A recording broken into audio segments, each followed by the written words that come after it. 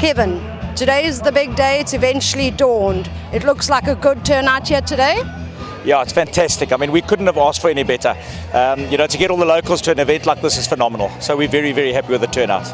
I'm sure that this event took a whole lot of work for you, a whole whack of work packed into this one.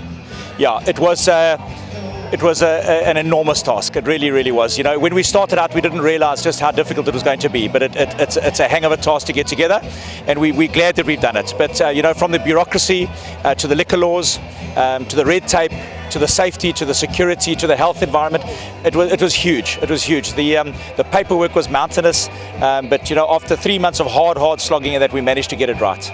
This is a local party for the locals? Absolutely, this is 100% local.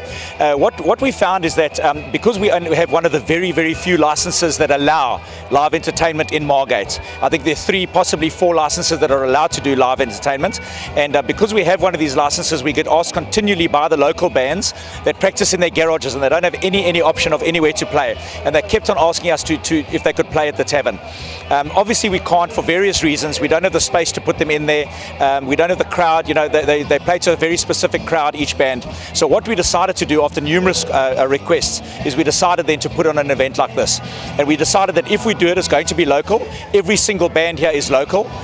Every single company that we use to set this up, from the tent, from the food, from the beverages, to the security, to the staff, to the cleaning, to the tickets, absolutely everything. And it was a huge financial cost, and everything went local. We refused to use anyone else, and we went everything local so that local benefits, and that's the way to go.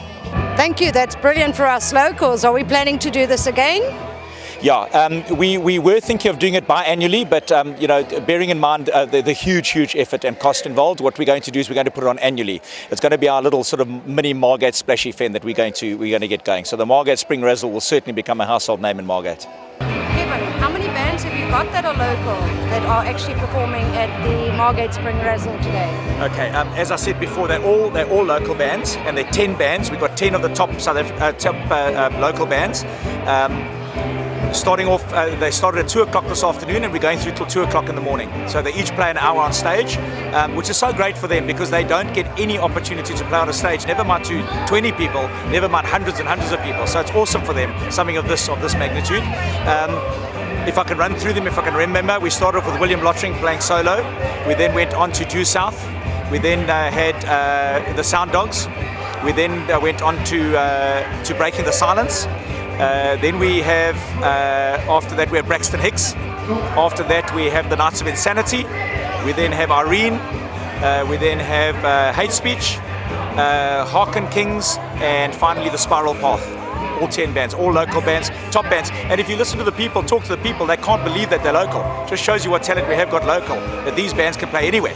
Well, from eHouseit, we thank you very much for putting on the show for the locals. This is what it's about. It is for the locals. This is our town. And we thank you very much for doing this, and we wish you the best of success. We look forward to the same event again next year. Thank you very much. Fantastic, man. And thanks again to eHouseit for all your coverage. The local company covering the locals, fantastic. Thank you very much.